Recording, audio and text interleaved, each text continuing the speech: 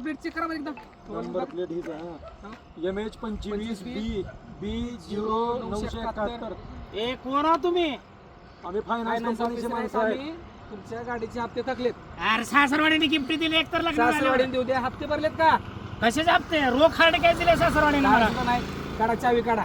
कशाची चावी? काय नाही तुम्ही नाही, चावी नाही, नाही, नाही, नाही. एक मिनिट हप्ते थकलेत. चावी द्या इकडे. 2 मिनिट माझ्या सासऱ्याला फोन करतात. 2च मिनिट. लावा फोन लावा. हॅलो मामा, तुम्ही ती हुंडात मला मोटरसायकल दिलं होतं, ते रोख आणलं होतं का हप्त्यानं आणलं होतं?